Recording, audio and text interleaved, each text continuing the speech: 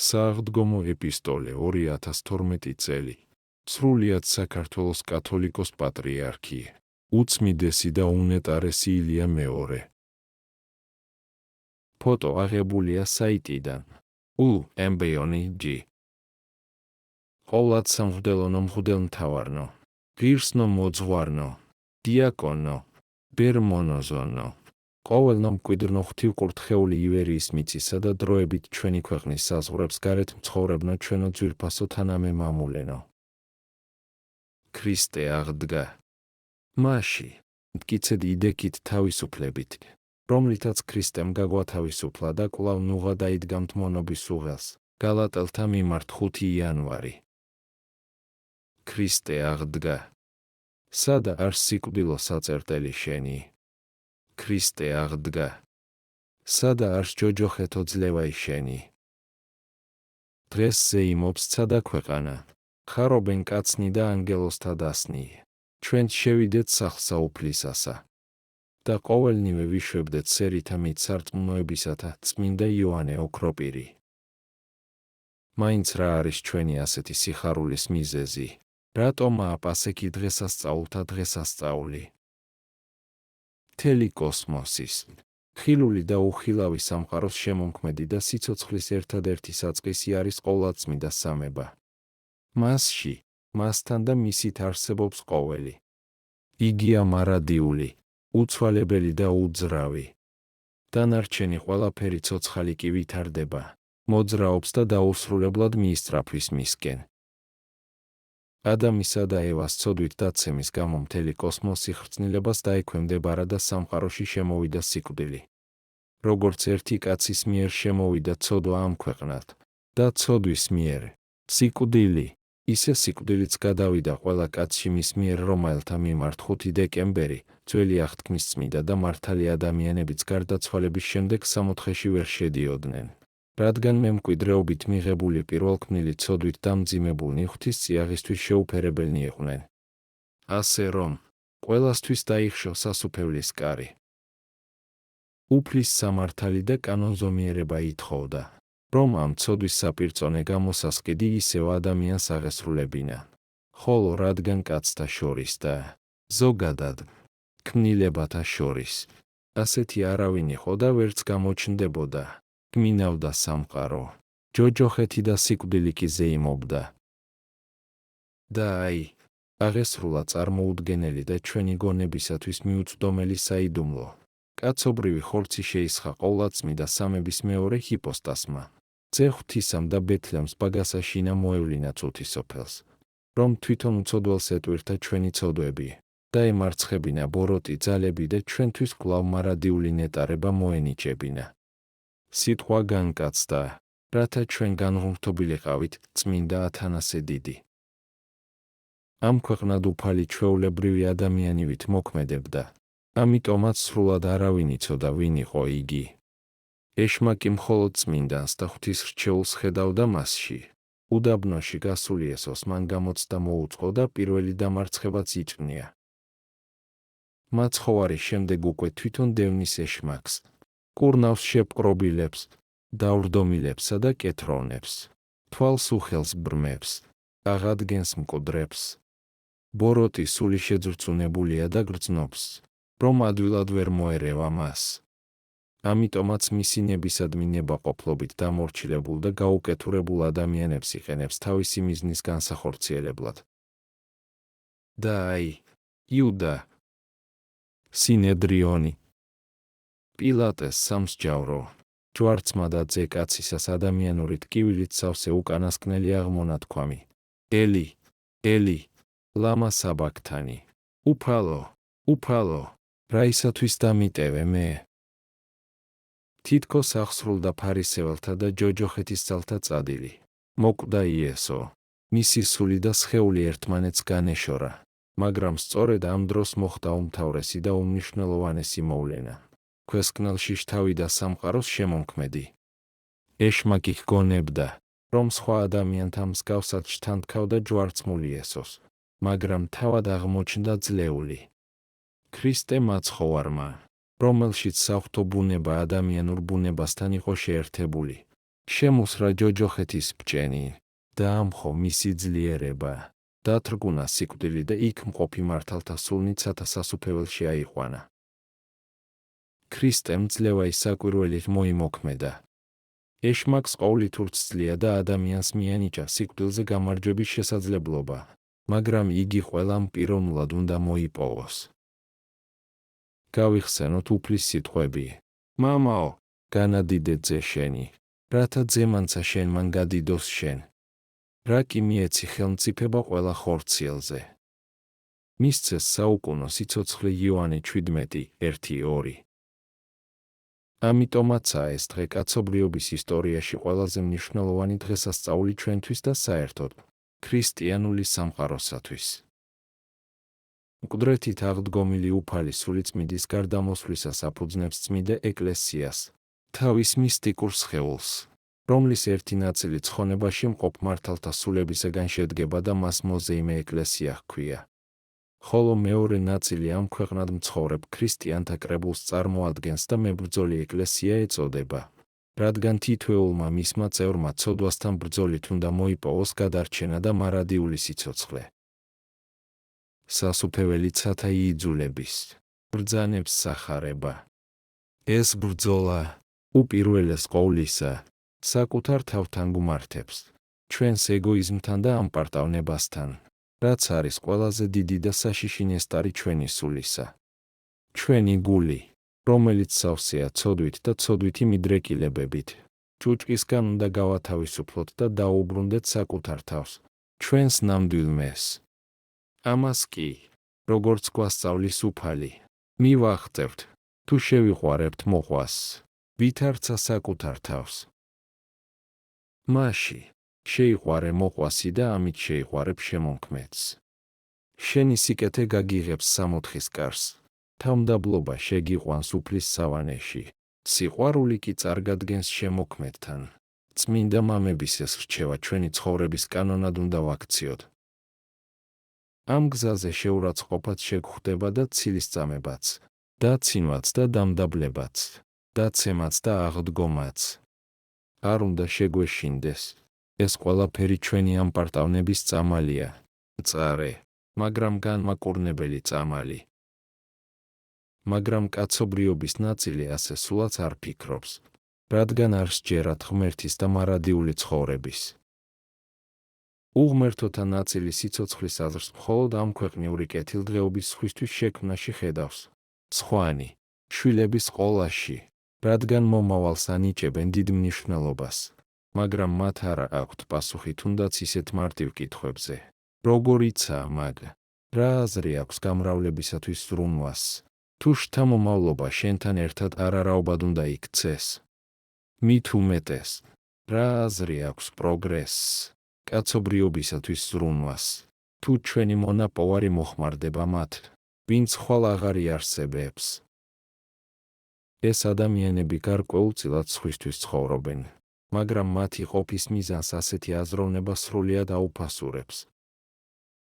ისინი გაცილებით დასაფასებელნი არიან, ვიდრე ლოგიკურად მოაზროვნენი, რომელნიც მიიჩნევენ, რომ ყველაფერი უნდა გააკეთონ საკუთარი ბედნიერებისათვის და ასევე ბედნიერად დაამთავრონ ცხოვრება აქ, რადგან მათთვის იმ ქვეყნად არაფერი არ არსებობს.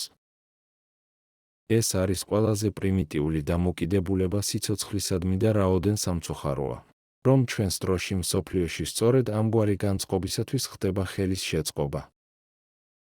მინდა თქვენი ყურადღება შევაჩერო ამ მოვლენაზე, რომ უფრო ნათლად გავერკვიოთ რა ვითარებაში გვიწევს ცხოვრება.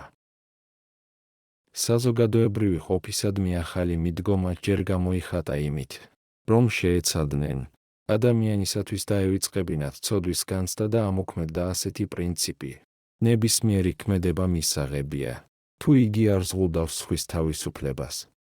მაგ, სხვისი უზნეობა თუ მე არაფერს მიშავებს, ეს ქმედება უარყოფითი აღარ არის. და დაიწყო ამგვარი აზროვნების ყველგან დამკვიდრება, რაც არის აჯანყებას ზნეობისა და ადამიანურობის წინააღმდეგ. თავისუფლება და ზნეობრიობა ბუნებითია ადამიანისათვის. რომელიმე მათგანის უგულებელ ყოფა იწვევს პიროვნების და ასევე საზოგადოების დამახინჯებას. სეკულარიზაციის მიმდევრებმა წინ წამოწიეს რაც რუთავისუფლების იდეა. ზნეობა საერთოდ ჩამოაშორეს მას და ბოლოს უკვე ასეთი პრინციპიც წამოაყენეს. რაც მსურს. ყველაფერი ბუნებრივია. დასაშვები და მისაღებია. ეს ნიშნავს, რომ ბოროტებაც მისაღებია და ამაში ცუდი არაფერია. ასეთი ცხოვრების ფილოსოფია ერთმნიშვნელობას ანიჭებს ყველა იდეასა და შეხედულებას, ღირებულებათა ყველა სისტემას და ადამიანს ნებისმიერი არჩევანის გამართლებას სთავაზობს. საყოველთაო ჭეშმარიტება აღარ არსებობს. არსებობს მხოლოდ ინდივიდუალური ჭეშმარიტებები. მათ შორის კი წარმატებულია ის მიმართულება, რომელიც მხარდაჭერილია ინფორმაციული მანქანისაგან და კარგად არის რეკლამირებული. თეოლოგთა შეხედულებით, ფეხს იკიდებს ვულგარული აზროვნება, რომელიც ადამიანში მხოლოდ ცხოველური ინსტინქტების წინ წამოწევას ემსახურება. ეს არის ჭეშმარიტი თავისუფლების სრული ანტიპოდი. ეს არის ცოდვის და ეშმაკის ისეთი ბატონობა, რომლის მსგავსიც არ ახსოვს კაცთა მოდგმას. ამგვარი აზროვნების წესსა და დამოკიდებულებას პროპაგანდას უწევენ ყველგან და მათ შორის საქართველოშიც. როგორც ჩანს, ამ ახალი იდეოლოგიის გამოვლინება და გამოხატულება 100,000 ქართველის წამების უწმიდეს ადგილზე ბუდაბარის აშენება. ასევე ქალაქის ცენტრში ცოდვის სახლების, კაზინოსა, თანაც საპატრიარქოს გვერდით და ტოტალიზატორის გახსნა. სოდომ-გომორის ცოდვის ჩამდენთა და მათი მსგავსი სხვა გმირების პოპულარიზაცია. ეკლესიას, რომელიც მის წევრთა პიროვნული ნაკლულევანების მიუხედავად, ყოვლად წმინდაა და სრულიად უცდომელი, ქრისტეს მცნებისამებრ, ყველა უყვარს და ცდილობს დაეხმაროს მათ, მაგრამ ეს სიყვარული სულაც არ ნიშნავს ცოდვასთან შემგუებლობას. პირიქით, ჩვენი რწმენა მოითხოვს, რომ ცოდვა მოვიძულოთ და ვებრძოლოთ მას, ხოლო ადამიანი გავაფრთხილოთ და დავიცვათ. ასეთი დაწესებულებები ბევრ ცივილიზებულ და დემოკრატიულ ქვეყანაში ჯერჯერობით აკრძალულია, ხოლო სადაც დაშვებულია, მათ კანონით მკაცრად განსაზღვრული მდებარეობა აქვთ. მოცილებულნი არიან სასწავლო და რელიგიურ დაწესებულებებს, ქალაქის ცენტრს, საზოგადოების დასვენებისა და კულტურული თავშეყრის ადგილებს. მინდა კმაყოფილებით აღვნიშნო, რომ მიუხედავად დიდი მცდელობისა და მრავალი ხელშემწყობი ფაქტორისა, ახალგაზრდების დიდმა ნაწილმა და ჩვენმა ხალხმა გაუძლო ამ საცდურს და ზნეობისა და ტრადიციული ღირებულებების დამცველად დარჩა. ჩვენი ვალია, ხელი შეუწყოთ მტკიცე ოჯახისა და ძლიერი სახელმწიფოს შექმნას, ამიტომაც გვსურს, რომ გამოვთქვათ ჩვენი ზოგიერთი მოსაზრება. მიუხედავად ქვეყნის გარკვეული წინსვლისა, მოსახლეობის დიდი ნაწილი სოციალურად კვლავაც დაუცველ ფენას წარმოადგენს. დაბალია ეროვნული წარმოებისა და მცირე და საშუალო ბიზნესის მაჩვენებელი. ბაზარზე დომინირებს იმპორტული საქონელი. არარეალურადაა გაზრდილი გადასახადები. მათ შორის კომუნალური, შემოსავლის წყარო კი დაბალანაზღაურებადია. საჭიროა ისეთი კანონების მიღება, რომელიც შეამცირებს გადასახადებს, განსაკუთრებით კი სოფლის მეურნეობის სფეროში, რათა იგი გახდეს დაინტერესების საგანი. ფრიად სასურველია, დახმარება გაეწიოს გლეხურ მეურნეობას, რომ მათ შეძლონ მიწის დამუშავება, თესლის, სასუქისა და სხვა შესაწამლი საშუალებების შეძენა, ეკოლოგიურად სუფთა პროდუქციის მოყვანა და გადამუშავება. სარეალიზაციო ბაზრის მოპოვება კი, ფიქრობთ, სახელმწიფოს არ გაუჭირდება, მასზე მსოფლიოში მოთხოვნა დიდია. თუ ეს განხორციელდა, მოკლე დროში შესამჩნევი იქნება წინსვლა და ხალხს დაუბრუნდება შრომის სურვილი. ხელისუფლების განსაკუთრებული ზრუნვის საგანი, რა თქმა უნდა იყოს ჯანდაცვის სფერო. ექიმობა ღვთივკურთხეული და კაცობრიობის ისტორიის მანძილზე ერთ-ერთი ყველაზე კეთილშობილური საქმიანობაა. დღესაც მსოფლიოში იგი ყველაზე საპატიო და მაღალანაზღაურებადი პროფესიაა. ხოლო იქ, სადაც ექიმს არ უჭირავს სათანადო ადგილი და არა აქვს დაფასება, პაციენტს ეკარგება მის დამინდობა, რის შედეგადაც პირველ რიგში ზარალდება არა ექიმი, არამედ ავადმყოფი და საბოლოოდ მთელი საზოგადოება. ამიტომ, ვფიქრობთ, ჯანდაცვის პრიორიტეტად უნდა დარჩეს ექიმის კვალიფიკაციის ამაღლება, მათი პრესტიჟის დაცვა და ახალგაზრდა მაღალპროფესიული კადრის აღზრდა. ავადმყოფის მკურნალობა ასევეა დამოკიდებული ეფექტური და უსაფრთხო მედიკამენტების გამოყენებაზე, ვინაიდან უარგისი და ფალსიფიცირებული წამალი შეიძლება საწამლავად ექცეს მას. ამიტომ საგანგებო ყურადღება უნდა მიექცეს ქვეყანაში შემოტანილი თუ ადგილობრივი წარმოების პრეპარატის ხარისხს. ფრიად სასურველია სახელმწიფოს განსაკუთრებული ზრუნვის საგანი გახდეს ჩვილობის ასაკში ბავშვისა და დედის ერთად ყოფნის ხელშეწყობა და დედისათვის ხელფასიანი შვებულების თუნდაც 6 თვემდე გაზრდა. დღეს სერიოზულად ზრუნავენ დაავადებათა პროფილაქტიკასა და მათ ადრეულ გამოვლენაზე, რაც ძალიან სწორია და აუცილებელი. ამასთან, მიმაჩნია, რომ ცხოვრების ჯანსაღი წესის პროპაგანდა უნდა გაგრძელდეს ჯანდაცვის სფეროსა და ეკლესიას შორის მჭიდრო თანამშრომლობის საფუძველზე, რაც, ვფიქრობთ, უფრო ეფექტური იქნება. დიდი ყურადღება უნდა მიექცეს პატიმართა ჯანმრთელობის მდგომარეობასაც, რადგან ციხეებში არსებობს მრავალი ხელშემწყობი ფაქტორი ისეთი სოციალურად საშიში დაავადებების მძიმე ფორმების გავრცელებისათვის, როგორიცაა თუნდაც ტუბერკულოზი. აუცილებელია სპეციალური სამსახურების მობილიზება და მათი ინტეგრირებული საქმიანობა, რომ სწორად გატარებული პროფილაქტიკური და სამკურნალო ღონისძიებებით თავიდან ავიცილოთ ციხეებში როგორც ამ დაავადების, ისეთ ჰეპატიტის, შიცის და სხვათა გავრცელება. ხოლო უკვე დაავადებულებში დროული მკურნალობა. ჩვენი ტკივილია, რომ საქართველოს პენიტენციალურ დაწესებულებებში ძალიან ბევრი პატიმარია, მათ შორის დიდია არასრულწლოვანთა და ქალთა რაოდენობა. ვფიქრობ, მნიშვნელოვანია სასჯელ-აღსრულების, პრობაციისა და იურიდიული დახმარების სამინისტროსთან არსებული ვადაზე ადრე გათავისუფლების მუდმივმოქმედი კომისიების უფრო აქტიური საქმიანობა. ამასთან, იქნებ ვიზრუნოთ საზოგადოებისათვის სასარგებლო შრომისი, მიმაგრების და სხვა ალტერნატიული სასჯელების ამოქმედებაზე იმ პატიმართა მიმართ, რომელნიც საშიშ დამნაშავეებს არ წარმოადგენენ. კარგი იქნება, ციხეებში შეიქმნას სამუშაო ადგილები, სადაც ისინი შეძლებენ თავისი ნიჭისა და შესაძლებლობების გამოყენებას. რეალიზებული ადამიანი კი საზოგადოებისათვის ნაკლებ საშიშია. აუცილებელია ამოქმედდეს კანონი სასჯელის გადავადების შესახებ, რაც ნიშნავს, რომ სამედიცინო კომისიის დასკვნის საფუძველზე მძიმე ან უკურნებელი სენით დაავადებულ პატიმრებს უფლება მიეცეთ, დატოვან სასჯელ-აღსრულების დაწესებულება და გამოჯანმრთელებამდე დარჩნენ და იმკურნალონ ოჯახურ გარემოში ახლობლების მზრუნველობის ქვეშ. პატიმრებსა და სნეულებზე ზრუნვა ღვთისმცნების აღსრულება და ერთ-ერთი მთავარი სათნოებაა.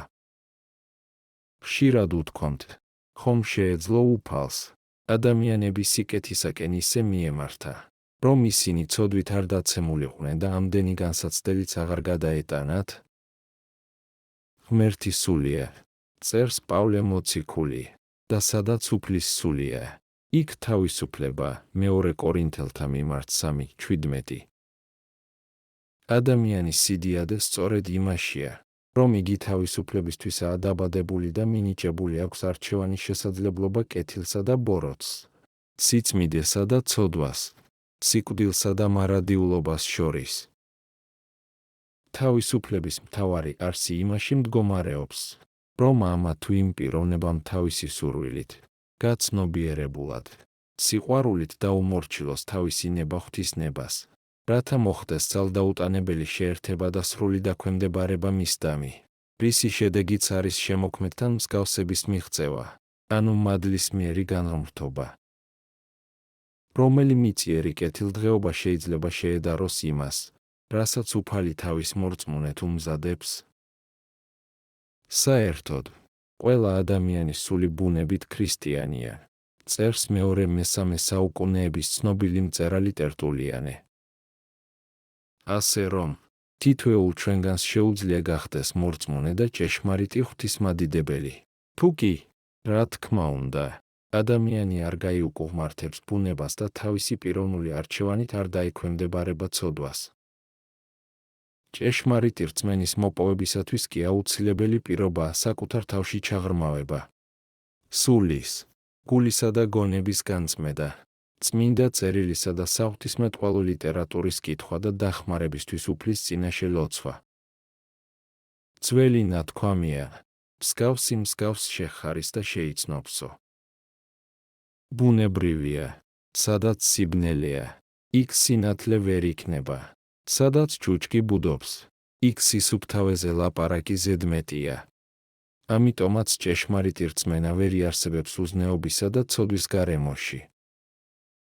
ხოლო ადამიანი, ვინც გულწრფელად ეძიებს სამყაროსა და თავისი არსებობის მიზეზსა და მიზანს, ვისაც მთელი არსებით სურს, ჭეშმარიტების შეცნობა, ადრე თუ გვიან, მაინც იპოვის უფალს და გააცნობიერებს, რომ მისი ცხოვრება გაბრწყინებული უნდა იყოს აღდგომის ნათლით და ქრისტეში მარადიული ნეტარების დამკვიდრების სასოებით, რომ ადამიანის ამქვეყნიური ცხოვრების უმთავრესი მიზანი სასუფეველის მოპოვებაა, დანარჩენი ყველაფერი, სამშობლო, ოჯახი, შვილები, ახლობლები, მეგობრები და ყოველივე ამქვეყნიური მოღვაწეობა ამ მიზნით უნდა იყოს წარმართული. უფალი ბრძანებს, მე ვარ ანი და ჰაე, დასაბამი და დასასრული, გამოცხადება 1 აგვისტო, მე ვარ აღდგომა და სიცოცხლე. ვისაც სწამს ჩემი, კიდეც, რომ მოკვდეს, იცოცხლებს. იოანე 11:25. ჩემო სულიერო შვილებო, აფხაზნო, ოსნო, უკრაინელნო, ქართველნო, ბერძენო, ასირიელნო, აზერბაიჯანელნო, რუსნო, სომეხნო და ქურთნო, უდინნო, იეზიდნო და სხვანო, საქართველოს ფარგლებს გარეთ მცხოვრებნო ჩვენო საყვარელო თანამემამულენო, ჩვენ გვწამს, რომ ქრისტემ მიიღო სიკვდილი იმისათვის, რომ ჩვენში მომკვდარიყო ცოდვა. მაში, მოუკვდეთ ცოდვისთვის, რათა ჩვენშიც გაცოცხლდეს ქრისტე. ქრისტე აღდგა. ჭეშმარიტად აღდგა. ილია მეორე სრულიად საქართველოს კათოლიკოს პატრიარქი აღდგომა ქრისტესი თბილისი, 2012 წელი.